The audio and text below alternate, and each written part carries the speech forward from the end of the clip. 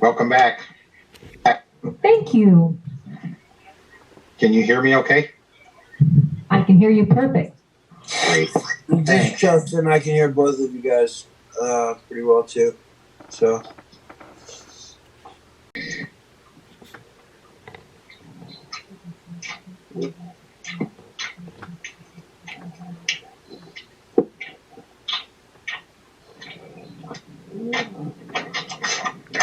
Everybody, please mute your audio at all times unless you're speaking, and I'm going to call the meeting to order. Director Donato, would you mind leading us in the Pledge of Allegiance? Yes, I will. Okay, everyone, stand up. I pledge allegiance to the flag of the United States of America, and to the republic for which it stands, one nation, under God, indivisible, with liberty and justice for all. Thank you, Director Donato. Was that Director Donato? I appreciate it. Was that a clone? Yeah, that was not me. Anyways, item number 3, roll call. Madam Secretary. Division 7, Gary Van Dam. Here. Division 6, Audrey Miller. Here. Division 5, Robert Paris. Here. Division 4, Justin Lane. Here. Division 3, Frank Donato. Here. Division 2, Keith Dias. Here. Division 1, Shelley Sourceable. Here.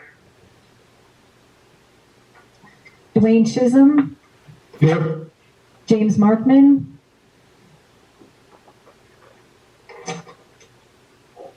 Here. And Holly Hughes present. Thank you. Thank you very much. Item number 4, adoption of agenda. I'll make a motion. We adopt the agenda. This is Keith.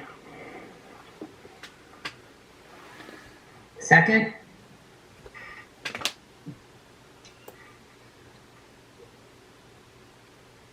Second. Roll call vote, please. Gary Van Dam.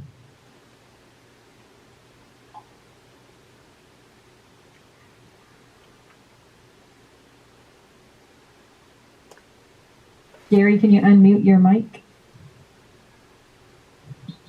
Okay. Thank you. Okay. Audrey Miller. Yes. Robert Paris. Yes. Justin Lane. Yes. Frank Donato. Yes. Keith Dias. Yes. Shelley Sourceable. Yes. Thank you, Madam Secretary. Item number 5, public comments and period open to the public. If there's anybody that would like to speak to us, please identify yourself. Seeing none, moving on to item number 6. I have a question. Yes, Somebody needs to move the agenda up, or the items we're talking about. They're not posted here. There we go. Yeah. Thank you. Okay, item number 6, new business. Items for consideration and possible action. Item 6A1. Yes, Board President Sourceable, members of the board, this is a resolution. It's R-20-06, consolidating next elections with divisions 4, 6, and 7 with the statewide election, general election of 11/3/20. This is a routine matter that needs to occur in order to have our election coincide with the statewide November election. And that concludes the staff report. Resolutions contained in your packet. Thank you. Do I have a motion to accept resolution number R-20-06?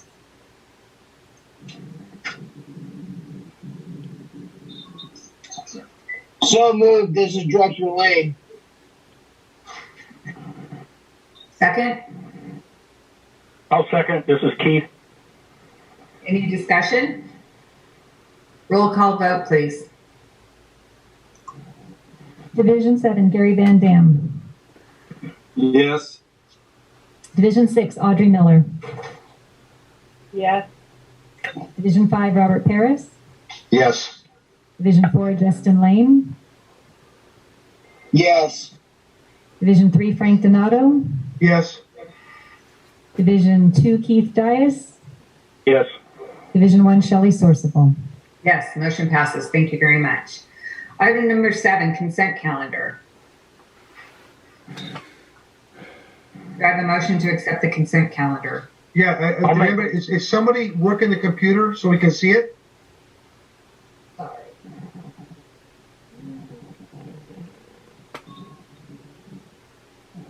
There's minutes. No, back to the agenda. Go back to the agenda.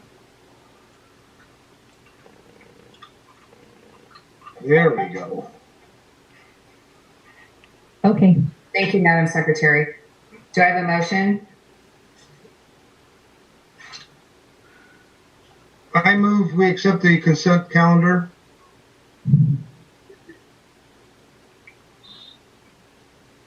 I'll second. This is Wayne. Any discussion? Roll call vote, please. Gary Van Dam. Yes. Audrey Miller. Yes. Robert Paris. Yes. Justin Lane. Yes. Frank Donato. Yes. Keith Dias. Yes. Shelley Sourceful. Yes. Thank you, Madam Secretary. Item number 8, Director Donato. Yes. Committee. Thank you. The Finance Committee met yesterday through Zoom, and we went through these items here. I'm going to let Dwayne discuss the action regarding the maintenance program that we've been discussing. Yes, be happy to do that. Board President Forcible, members of the board, hope you can hear me. I'm trying to raise my voice, and I'm sure you'll let me know if I lower it a little bit along the way. But in any event, so here we go with this particular item. What this is a vehicle replacement and maintenance program that's provided by Enterprise Fleet Maintenance. Just as a way, a little bit of background, Avek's fleet, we have 23 vehicles that we're talking about with this particular item. What are we doing here? You gonna leave it alone? Yep. All right. Okay. Thanks. Is aging, and it has a negative impact on the budget and also fleet operations. So staff was looking at this, and we wanted to look at various alternatives for how to manage these aging vehicles and how we can do it in a cost-effective manner. We did stumble across a program with Enterprise Fleet Maintenance, and is there a way we can get rid of those pictures there on the side? They don't see them. I can't read the presentation, so.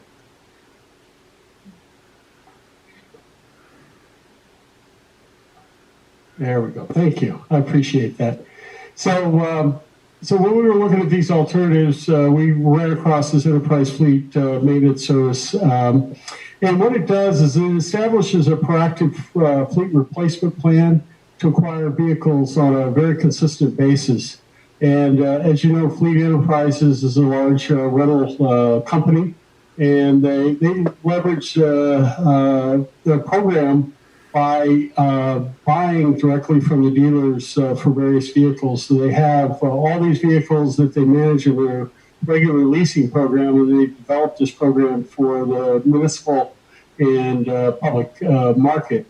So if we utilize this fleet, Enterprise Fleet Maintenance Program, we'll save the agency approximately $245,000 over a 10-year period. And we'll go into a little more detail. Okay, it's not working. Thank you. So if you look at our fleet profile here, I know this is a little hard to see, but we have 23 vehicles that would be associated with this program. They average 7.3 years in age, and we average 14,300 miles per vehicle. And you can see by that red box that's on the screen there, between 2001 and 2011, we replaced 6 vehicles. And since that time, we've replaced vehicles 2 or 3 at a time over the last few years, but we're still behind when it comes to replacing those vehicles.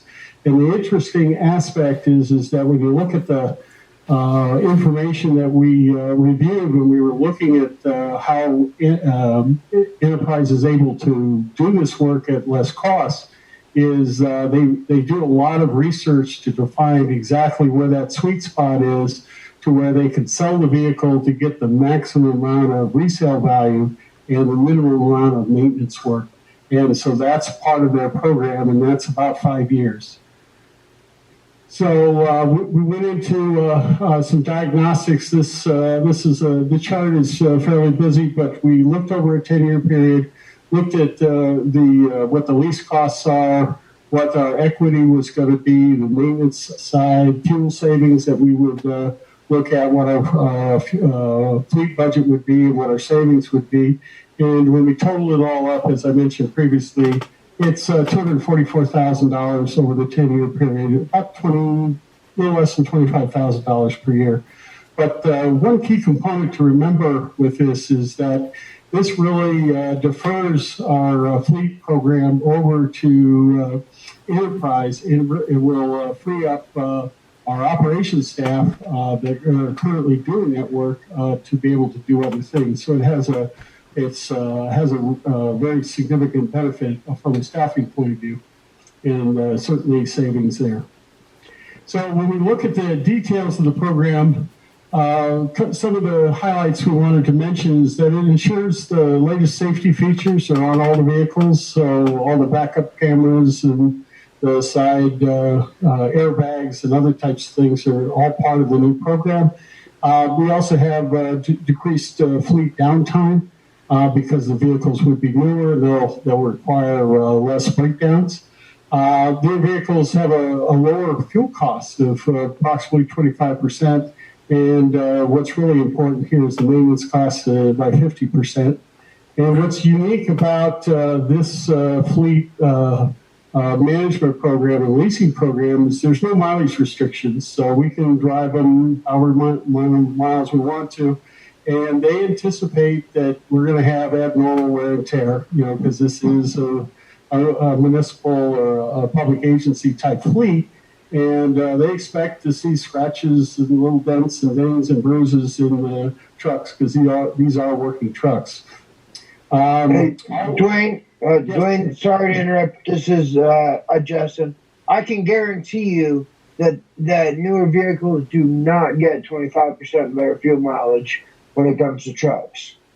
I have seen the difference since they added the depth. It has went down probably 25%. So that is definitely not a correct number. When it maybe when we're talking hybrids and cars and things like that, but when we're talking about work trucks and stuff like that, it is not 25% lower over some of our other vehicles. But you're probably right, Justin, when it comes to the diesel type vehicles. Most of the vehicles within our fleet are gasoline powered. We have a few diesels, but most of them are. But on average, if you look at on average for the cars that are gasoline, that's where that number comes from. I'm not going to verify, your experience with diesels, especially the DEF, is probably appropriate. That it would have probably takes more diesel to run them that way than it did in the past. I'll agree. Okay. So also one thing to, as I mentioned, that all the leased vehicles will be serviced and repaired here in local shops. We did take a look at the local shops that are available to the agency. Most of the ones that we use today are able to be part of this program. and they contract directly with Enterprise for payment and those types of things. And we have all the full rights of ownership, so there's no problem with regards to ownership. They also have some web and app-based programs that really help us as far as efficiency and effectively managing our assets. We did not just taking the finance committee was very concerned that okay, that sounds good about Enterprise, but are there other leasing companies out there that might be able to give us a better price? So we engaged 4 leasing companies that provide the same types of service.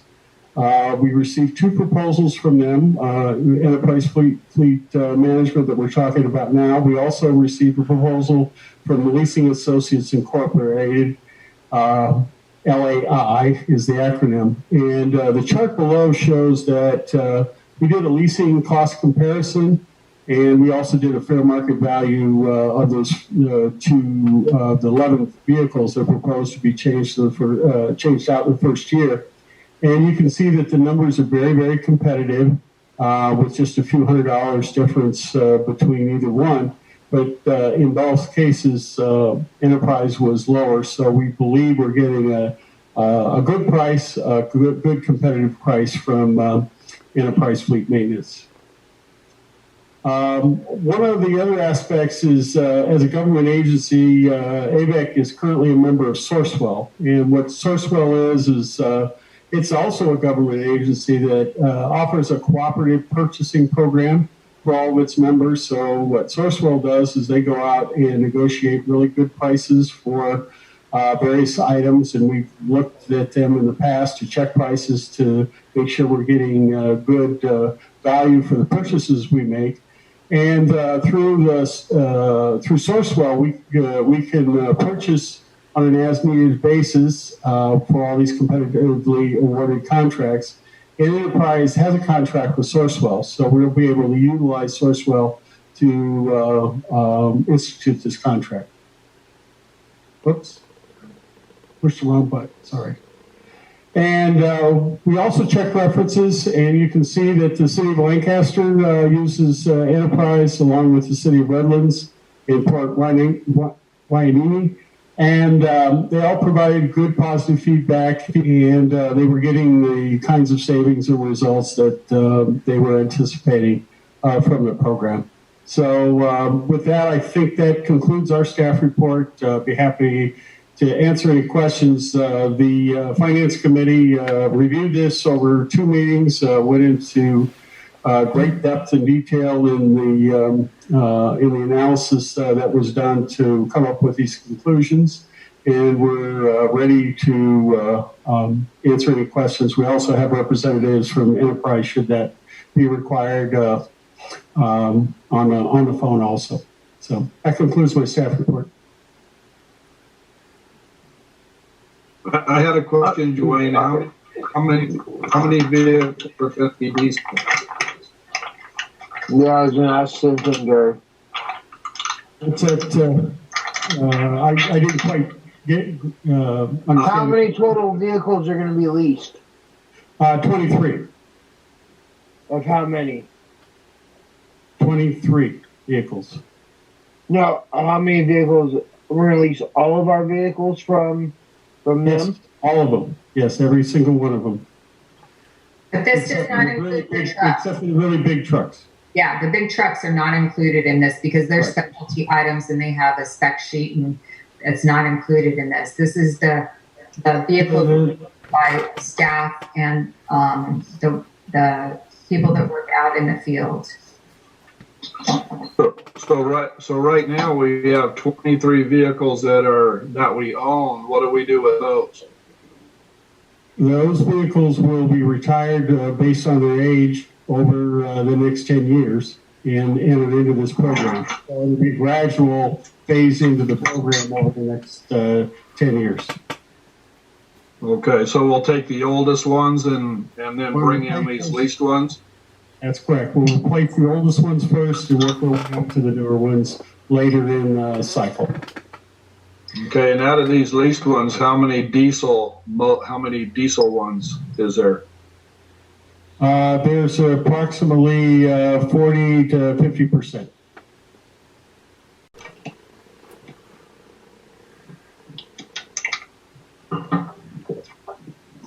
Any other comments? You say 40 to 50% were diesel leased? Correct. Is that what I heard? Yep. But you just told me that the majority, they were all gas vehicles that everybody was driving. Yes. What I was saying is that the 25% associated with gas vehicles, not with diesel vehicles. I know, but that's just a little bit.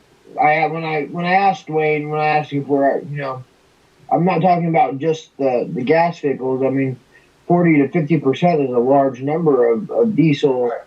Correct. Of diesel vehicles that we're driving. Right, and we're converting some of our gasoline to diesel vehicles as part of this program. Okay.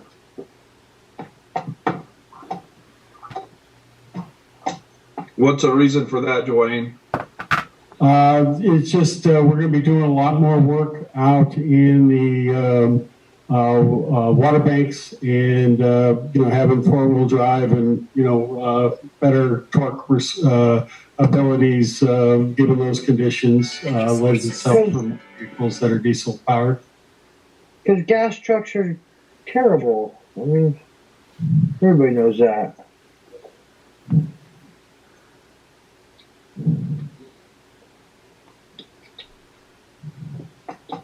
Okay, any other questions? I just have a comment coming from the Finance Committee is that I commend staff on bringing this forward for consideration as it saves the agency time and money and offers us newer and safer and more economical vehicles. So that's my comment on this. Okay, do I have a motion?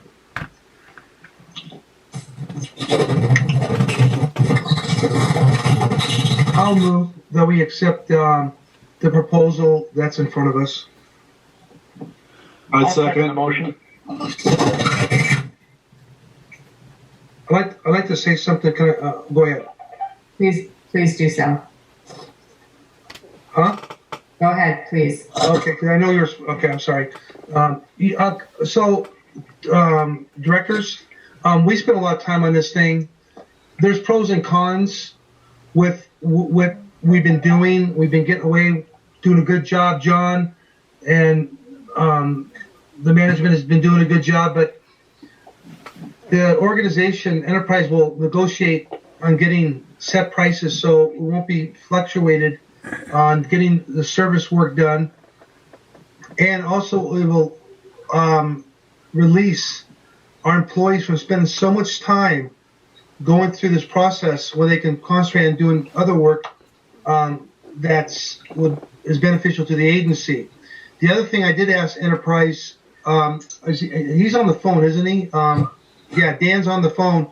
I asked him about, does this include the agency having a, for our business trips, when we have to rent cars, when we fly to Sacramento or the conferences, whatever, and we're going to have a special rate that will be beneficial to the agency when we rent cars. Is that correct, Dan?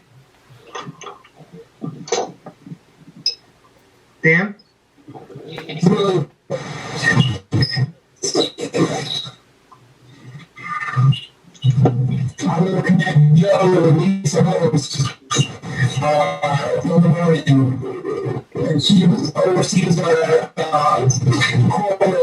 We can't hear you. We're having feedback.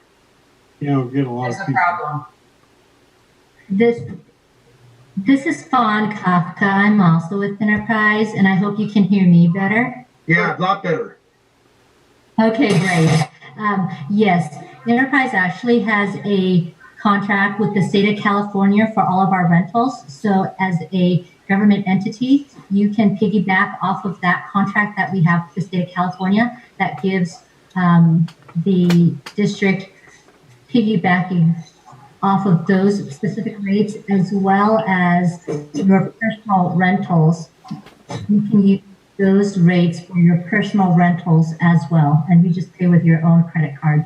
But once you have an account set up with Enterprise, those rates are the best rates out there in California, so you are entitled to. That scares me. Enterprise is California's car provider.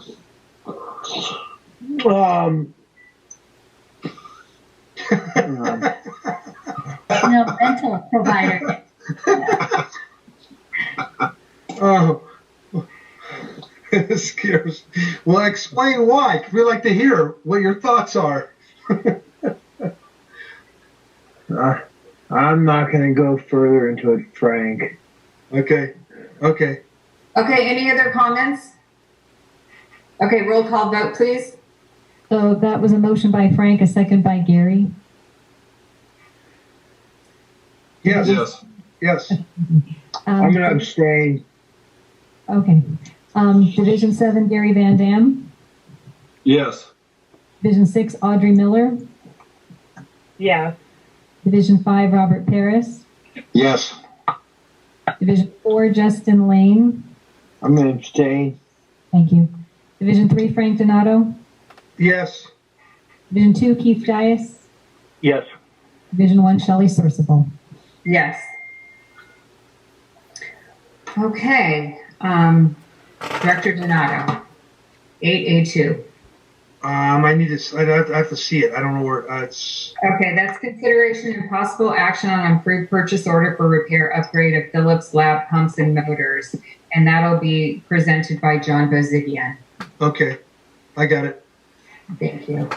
Hey, just let everybody know it's easier since I don't have two computers in front of me. It's helpful when you guys do this.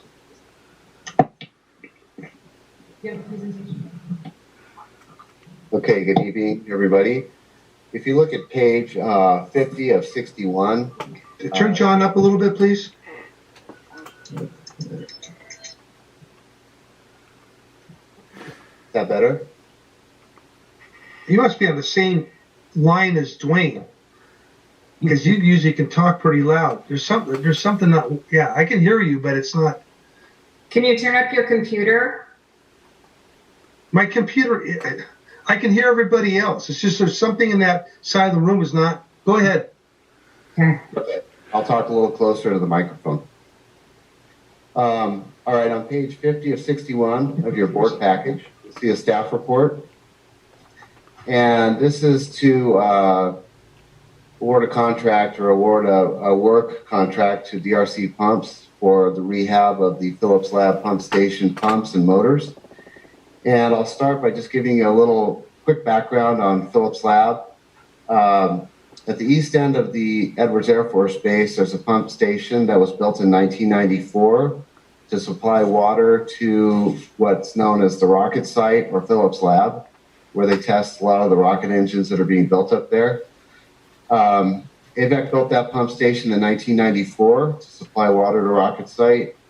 There's 3 pumps, 375 horsepower pumps in that pump station. And those of you familiar with the North Feeder are probably asking how do we get water from the North Feeder to the pump station in Boron when there's no physical connection. What we do is we have a wheeling agreement with Boron CSD. We pump water from the North Feeder up to their tank, and they wheel that water through their system to Phillips Lab pump station. And from there, we pump it up to the rocket site. In 2008, the base came to AVAC and said they no longer needed water from that pump station, so they wanted us to cease operations, which we did. And then in March of this year, they scheduled a meeting with Dwayne and Matt and operations staff and expressed an interest in reestablishing the operation of that pump station. So we went over things and they wanted water as soon as possible. We told them that there had to be some rehab done to that station. It's been sitting for 12 years. And they understood. We thought that we could probably get them water by the end of summer. So we began right away with some inspection work on that pump station. Now, keep in mind that pump station couldn't be operated at all because there's no bypass. So if Phillips Lab didn't take water, we couldn't run the pumps. So that's why it sat idle. We awarded a contract to DRC to pull one of the pumps and inspect it. They're a local pump company. They have very low overhead, and usually nobody can beat their price for this type of labor and inspection work. So they pulled one of the pumps, and as we suspected, the impellers in the pump were pretty well worn, along with the bushings. And the motors, from sitting so long, the bearings had got flat spotted, so that pump was going to need complete overhaul. We had them pull pumps number 2 and 3, and unfortunately we saw the same conditions in all the pumps. So we asked them to give us a price to completely rebuild the pumps and replace the bearings in the motors. And the price they gave us was $84,232.91. Dwayne thought it'd be a good idea let's do a comparison. Let's see what it would cost to just replace it with new. And so they gave us a price to replace pumps and motors with new units. And that price was $158,089. So we thought about it, and we thought we would come to the board with the rehab instead of the purchasing new pumps, because that extra $70,000 we would spend will go a long way towards finishing the upgrade of this pump station, which is going to need a disinfection system replacement and a few other things. So we thought it'd be prudent to just have the pumps rebuilt. They'll function as new, and we think we'll get some pretty good life out of them. With that being said, we would ask, most important thing is how are we going to pay for it? These expenses were not on our capital asset budget, the approved budget. Since the meeting happened so late in the year, we didn't suspect they'd want that pump station to run. So we looked at our budget, and there were 2 items on our approved budget, capital budget. One of them was replacing the 4-inch utility line at Quartz Hill, and we had allocated $55,000 to do that work. We received one bid on that work, and the bid was quite a bit higher than what I had anticipated. So we thought, well, we're not going to do that this year. We're going to save that project, and we'll have to change the budget amount for the next fiscal year. Which line was that? Which line was that, John? That you were scheduled to do? That's at the Quartz Hill treatment plant. We have an 8-inch utility line that runs down the hallway that supplies water to the utility plant. We replaced that one last year, but there's a 4-inch line that supplies water to the moss screens at Quartz Hill, and that one will be replaced next year. Okay, so so we put that project off. That was $55,000.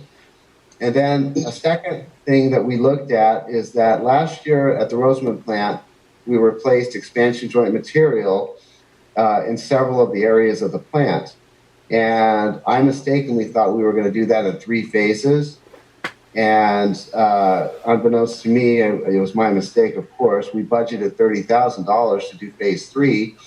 And when we started scheduling it, the guy said, no, it was all finished last year. So I apologize. I scheduled $30,000 to be spent this year that we didn't need to spend. But the good news is that we can take that allocated amount and we can put it towards this project. So those 2 projects that have not been touched, those monies have not been touched, equal $85,000, which will cover the cost of this pump rehab at Phillips Lab Pump Station.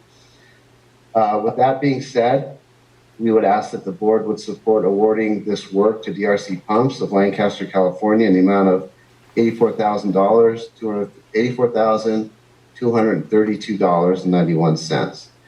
And I'll be happy to answer any questions. Hey, John, I had a question. Now, these guys, we're going to spend all that money on these pumps. Are they going to continue with us, or are they going to drop us again like they did before? No, they expressed that they were going to continue operation of this pump station. Dwayne had me look at some records. They're contracted to take 180 acre feet a month. They pay for 180 acre feet a month, which is 2,160 acre feet per year. They don't anticipate taking any more than that. They're just going to split it between the base and rocket site. But typically, even though they pay for 2,160 acre feet a year, they typically don't take that much water. So I think overall, we will make more revenue because they will be taking more water. I think, this is Justin, I think that we should have some type of language in there that says that if we're going to completely rebuild these pumps that are only there specifically for their benefit, there has to be some type of long-term commitment. I agree. And the other thing is, don't they have Federal Reserve water? That would be a question for Dwayne, I think. Yes, that's a water resource point of view, but their issue out at the water, out at the base is water quality, and they use this imported water supply for the water quality component. I see. So why can't we get some type of long-term commitment out of them? We do have a long-term commitment, and it has to do with the take-or-pay contract that we currently have. So this is in order to fulfill the existing contract that we have with the Air Force Base.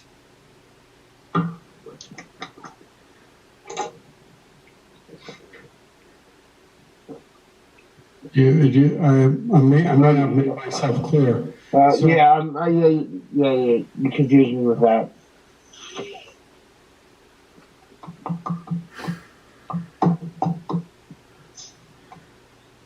I will remind the board that their cost per acre foot is well over $1,000 per acre foot for the water that they receive. So they're contributing quite a bit to the yeah. Actually, the actual water rate's $1,319 an acre foot.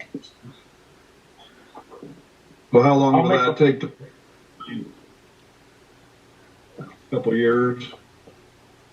Yeah, it'll be just numbers off the top of my head. A couple of years to recover that amount. Right. Dwayne, I would support it if there was language in there that said that there was a commitment to buy enough water to pay for the upgrades that Avek is going to put in to serve their communities. Well, I want to, what Edwards has is what they call a take-or-pay contract.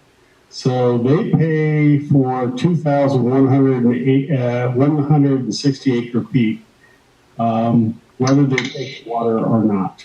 So they've been paying all these years, even though they haven't taken the water, they've been paying for it. So. Oh, nice.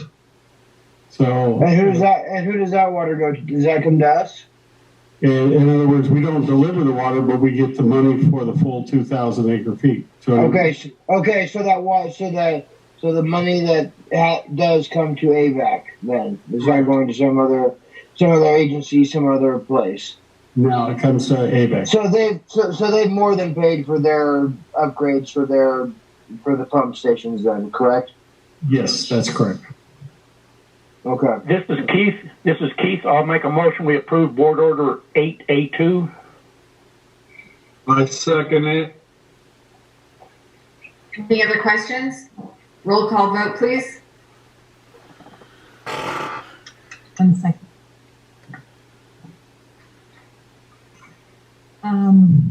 Gary Van Dam, Yes. Audrey Miller, Yes. Robert Paris, Yes. Justin Lane, Yes. Frank Donato, Yes. Keith Dias, Yes. Shelley Sourceable. Yes. Thank you. Director Donato, does this conclude your report? Yes, it does. Thank you. Thank you. Item 8B, Delta Conveyance and Negotiations Committee. Director Dias. Yes, thank you, Madam President. The Delta Conveyance and Negotiations Committee has met several times over the last month to discuss a potential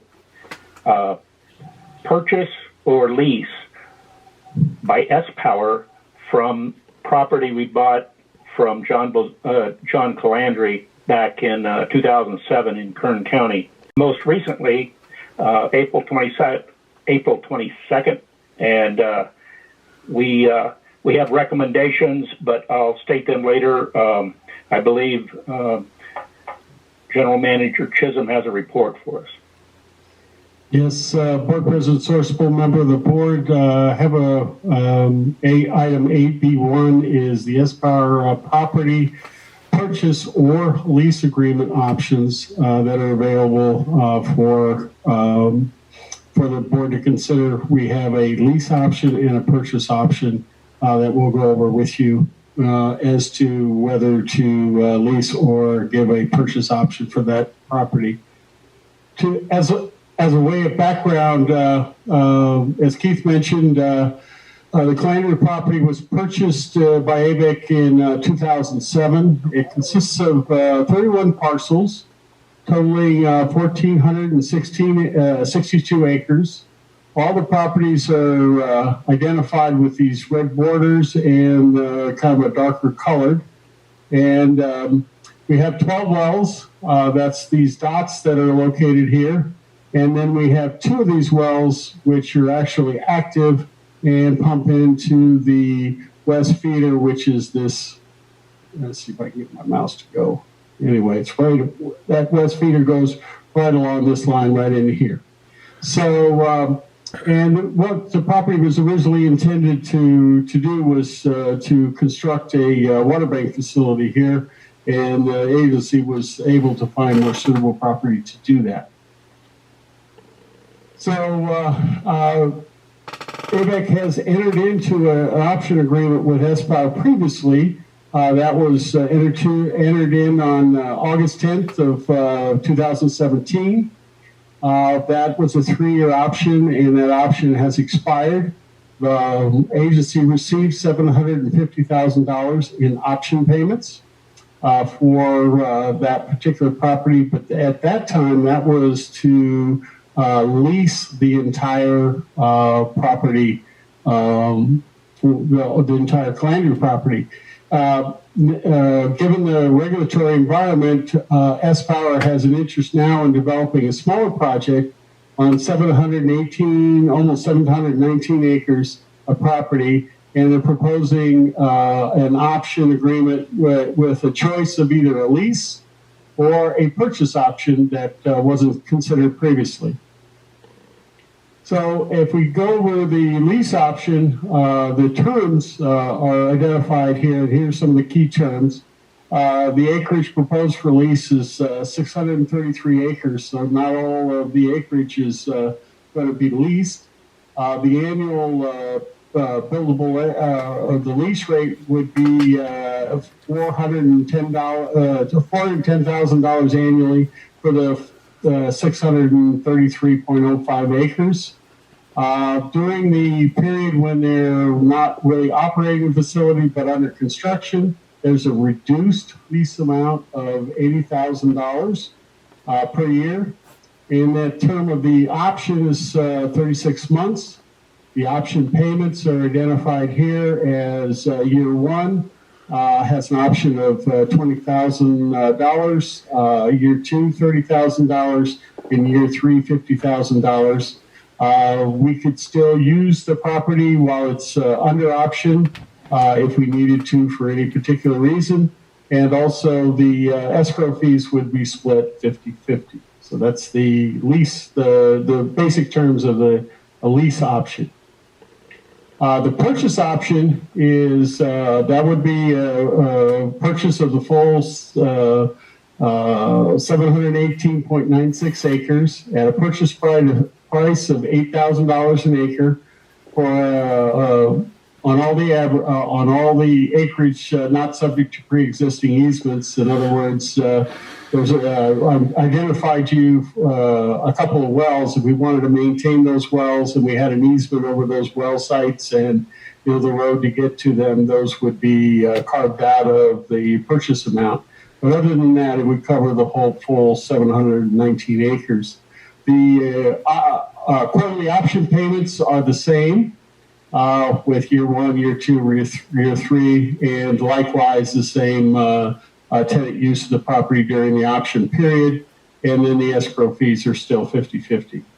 So the committee and went through some fairly extensive financial analysis and review of these two options, and staff developed this chart of net present value. So you can see that the purchase price would be $6,901,680, and the original purchase price was $6,470,440. So it's we break even about $500,000 to the good. So you can see we have a discount rate here, which is our 10-year average discount rate of 1.996% that we use in order to calculate a present value. That present value is located up here, and so it's what would be the present value if we took that money that we had and invested it at that discount rate. What would the value be today? So you can see that over the long term, the lease option provides a better net present value, and in actuality, the purchase option provides a less net present value. However, that's not the only things that the committee and staff reviewed because of the, and I'll come back to this chart if we need to in just a second, but one of the things that's important to realize is Avek is primarily in the water business and really not a land developer of any kind. And so what this purchase option allows us to do is transfer these real estate assets into capital assets, which is money that we could use now to improve the current Avek treatment and distribution system. And that has some real value, I think, for our ratepayers and our customers moving forward in avoiding some future costs that they would have to incur. And I think it's also important to note that the solar power industry is a little bit uncertain as to how that will work out. There's a certain amount of risk there. And the purchase really does takes Avek and shifts those risks from Avek to S-Power for any changes in the power market. And as the board will remember, last meeting we actually talked about Loose Solar, which ceased its operation before it was completely done for reasons that are appropriate for that particular for that industry and that particular technology. So we really don't know what the technology is going to be. We don't know what the power amounts are going to be and so forth. And it's really not our core business, and consequently shifting those risks over to S-Power and being able to get our capital out of the project seems to make some sense from staff's point of view. And while we haven't been able to receive the investment income that we might have liked if we were investors, we are recovering the capital that was put back into the property back in 2007. So with that in mind, I'll be happy to answer any questions that you may have. Yeah, I've got a question, Dwayne. How come we never use that as a water bank? That piece of property has a long history, but in essence, the soils and the soils layers don't percolate as they should to be utilized as a water bank. Shouldn't we have studied that prior to buying it? Yes, we should have.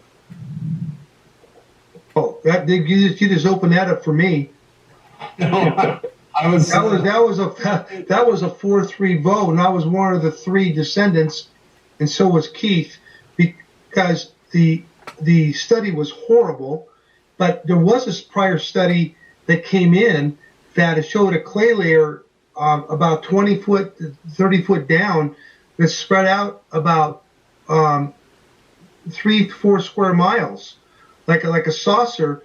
So if you put the water, it would spread out where instead of go down, and it was too late. So it was one of those things that happened, when it was done, and now you have an opportunity to salvage it and utilize the opportunity if they go forward.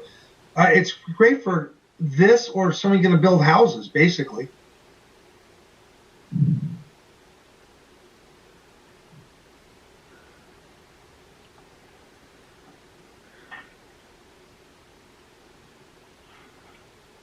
Any other comments or input? What do we do with the rest of the property? Because it's 1462, and they're only wanting 633. That's Director Van Dam. The committee has recognized that and has directed staff to prepare a farm lease contract on the balance of the property in the short term, and they're looking to investigate ways in which to further recover costs that have been incurred in acquiring the property through either land development or some other alternative. Okay, so that other 700 acres is going to have it's part of those 12 wells on there where you can lease it out to farm it. That's correct. That's the short direction that we received from the committee to develop that for board consideration in the future. Yeah, Gary, that's Frank. We were hoping to get once we thoroughly investigate this property, that would be somebody to 5 to 20 years, a farmer that would want to lease it, for that amount of time. So that's one of the options we're looking at, and if there's no takers, then we start looking possibly maybe a developer. There's a reason. Let's bring up one of the reasons why this other part of the property is this property was not approved tentatively by the Kern County Planning Commission, because the residents around there said it was too close to their housing, to the houses. So the committee thought, well, they don't have a problem with farming, and it sounds to me they have some houses out there, so I guess it wouldn't have a problem somebody building houses, but they do have a problem somebody putting mirrors on that property. Correct me if that's not what the Planning Commission has said. That's very accurate, Frank. Okay. Yeah, but here's where the problem lies, Frank, is any farmer that's going to take that on is going to have water rights that he's going to have to carry over there, correct, Dwayne? Because he won't be able to pay $4.51 an acre foot for leased water. That's a problem for another day, though. Well, it's a problem for another day, but no farmer's going to look at it. I guarantee you that at that rate, unless, like I said, they're going to transfer their own water right, which I don't know why they would. But this is a way for us to recoup some of our losses from that bad purchase. I don't know enough about that, Frank. I know that hemp deal took off with Scott signed that Senate bill AB 562, and that was to grow hemp, industrial hemp in the valley. And I've done a little bit of that myself, but it's an ongoing battle. It's just we're breaking some new ground on that deal, and nobody really knows where we're going to settle in at. Interesting. I'll make a motion. We approve Board Order 8B1. This is Keith. To exercise the purchase option agreement. Yes. I'll second that. Any other questions or comments? Yeah, was this for the lease? This was for the purchase, right, Keith? Purchase, that's correct, Gary. Okay. Roll call vote, please. Gary Van Dam, Yes. Audrey Miller, Yes. Robert Paris, Yes. Justin Lane,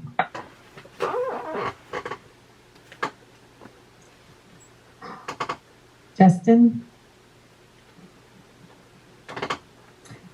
Frank Donato, Yes. Keith Dias, Yes. Shelley Sourcewell. Yes.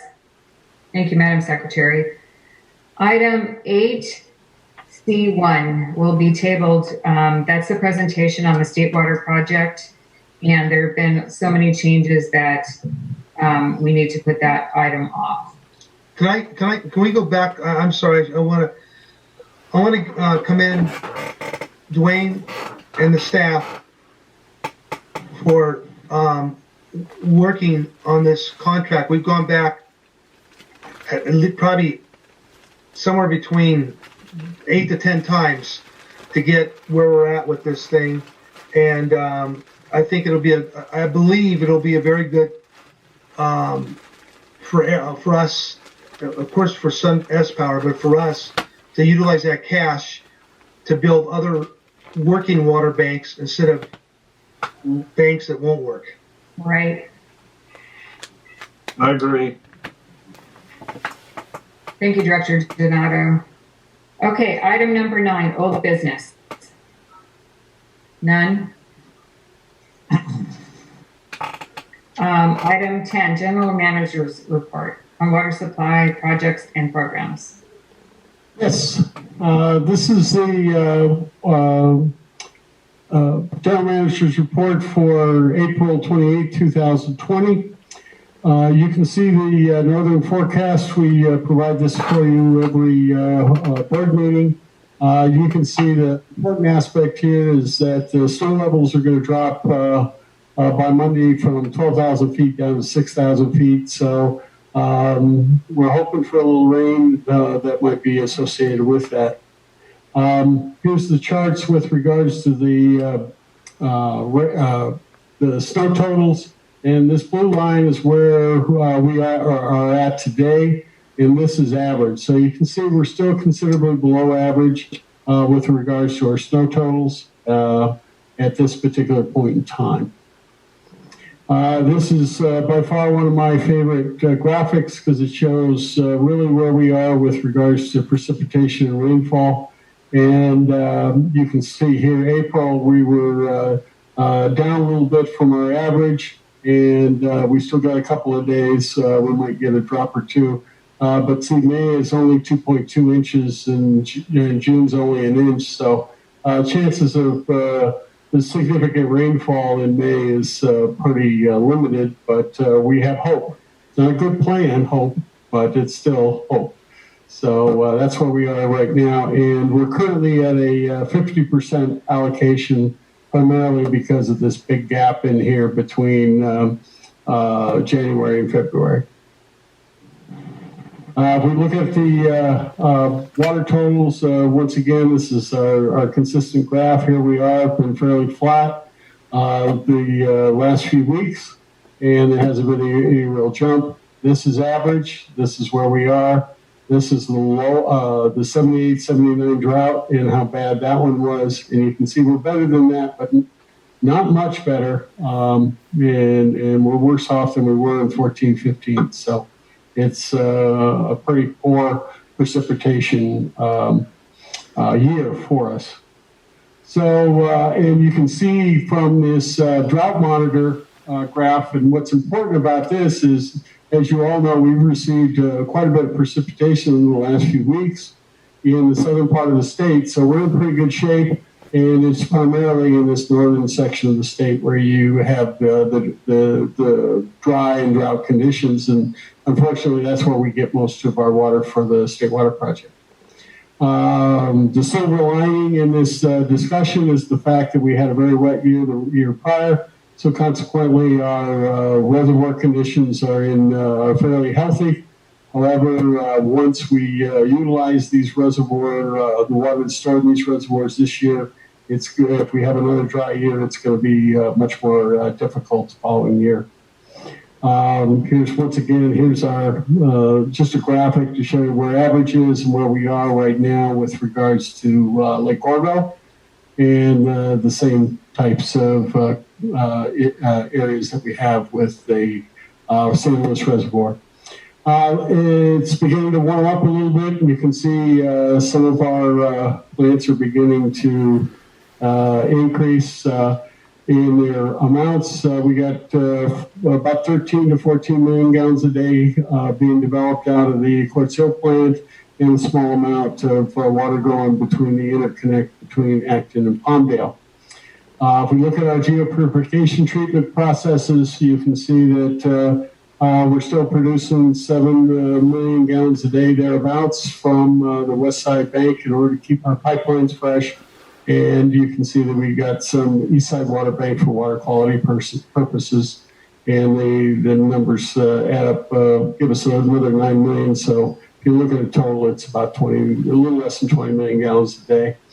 As we look at our recharge, you can see we're only recharging a little bit on the east side, just to help us with the outflow that comes from the East Side Water Bank. And this graph here is one that I've shown you previously, but I wanted to point out to you here that we had a little over 6,000 acre feet that we put in the water bank early in the year. That's when we were worried about spill and some others, and so that's been included. And then this, what's in tan here, is that 7 million gallons a day that goes to our treated water line that's delivered primarily to Waterworks 40 through that system. We have a little over 84,000 acre feet available in our water bank for delivery to Avek customers, and this 27,810 acre feet is water that we bank for Metropolitan Water District through that initial agreement that we had with them for water banking purposes. So from a water supply point of view, even if we had a couple of years of shortages, we'd still be in very good shape utilizing our water banking facilities. And we'd all feel a lot better if we had the phase 2 line, but even without it, we believe we can manage fairly well the next couple of years. This is a graph that I've provide for you that shows the difference between what our customers have requested and what they've actually taken. And it'll be interesting to see what the March numbers look like with the stay-at-home orders and all the other things that are going on with regards to the COVID virus. As far as the water quality updates go, our THMs remain below our level. We did our second quarter where we collected in May, and we're preparing for our summer operations. And the lab staff is continuing their modified operating hours in response to COVID-19. And as far as operation maintenance goes, they're finishing up their 1920 asset management projects. As we talked earlier about the Phillips Lab and getting that pump station up and operational, we're also working on the capital budget for 2021. And wanted to let the board know that the Upper Amagosa Creek Recharge Project is running on a more sporadic basis because of limitations in the City of Palmdale employees in response to the COVID virus. And good news for us is that the coronavirus, we continue with our normal protocols that we have, but we have no reports of illnesses here at the facility or any of the employees with Avek. Some regulatory and legislative updates. There's 3 bills that we're working to take a look at and watch. That's the climate bond bill from Garcia, AB 3256, also the new Green Deal plan. That's AB 1839 and AB 2255, the Eggman bill that's talking about pump storage. These bills may not go too far this year, even though they were introduced because of the economic realities of the state having to work through their difficulties in starting the economy back up here in California. And the Assembly Policy Committees are going to be meeting in mid-May, and the Senate will reconvene on May 4th. So there hasn't been a lot of activity in the last 6 weeks or so. As far as we have one Water Master Board meeting on the 27th, my schedule is I plan to be in the office the next 2 weeks for that, except for some medical appointments that I'll have to schedule around. I was also discussing with Board President Sorsable about some additional staff help in response to the Assistant General Manager being out and the COVID virus and those types of things. And we're looking at possibly having some consultant help come to review a couple of reports, do a few things to help us manage our workload and continue to move forward over the next 6 to 8 weeks. I am happy to report that the Assistant General Manager is doing very well in his recoveries, and we're expecting a full recovery coming from him. So that concludes my General Manager report. I'd be happy to answer any questions that you may have. Dwayne, this is Justin. I just want to say that you have done a very good job so far, under a lot of pressure the last 2 weeks or so. So congratulations. I think you've done a very good job handling it all. Thank you very much. Appreciate that, Justin. Yeah. Yep. Good job, Joe. Okay, item number 11, Director's Reports. Okay, item 12, Attorney Report. I have a couple of things to report. The one I can report here, not in closed session, is that I have been getting into the lawsuits and the activities of the State Water Contractors Attorneys Committees, and I've been on their calls. And I spent quite a little time looking at the Delta Stewardship lawsuit, the briefs, and got alarmed about an issue that I'm about to talk about. And also, you probably have seen or will see in the next day or so the State Water Contractors announcement that they're going to sue over the incidental take permit and the activities of DWR, as well as California Fish and Wildlife, that are essentially cutting down on water that can get down here, creating expenses and ignoring a whole lot of technical work and scientific information that's been generated. I'll be talking to Dwayne about that. I've talked a lot to Joe Byrne, General Counsel of the State Water Contractors, and you'll probably have some choices because you're going to be, I can think of 3 or 4 choices if Avek wants to participate in that litigation. We'll be bringing those choices to the board. I would say for the next meeting. And there's one issue I do want to mention to the board, which kind of gave me a jolt, and that was the application of the doctrine of reasonable use to essentially arm for the Delta Stewardship Council in a way that they can claim unreasonable use of water in the contractors, the ultimate suppliers down in Southern California, if they don't do a number of activities where they essentially they obtain water and cut the amount of water they need that would go through the Delta, claiming that they should make that maximum effort, which is conservation, desalinization, everything you can think of, salvage, and that the Delta Stewardship Council is going to take into consideration when they're considering areas where they have jurisdiction, covered actions that occur in the Delta, insofar as they're connected with water going south,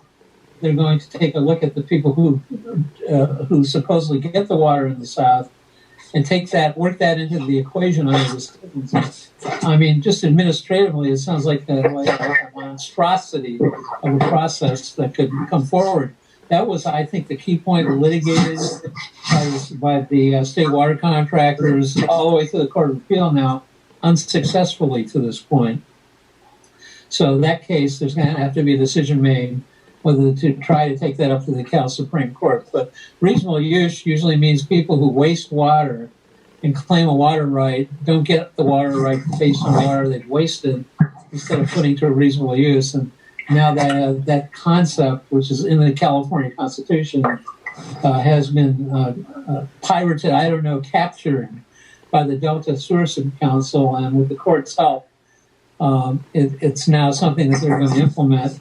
I will say this, that decision, that 93-page opinion is not published as of this point. They released an unpublished opinion which can't be used as precedent. But along the way, the Supreme Court could order it published. The Stewardship Council could ask for it to be published.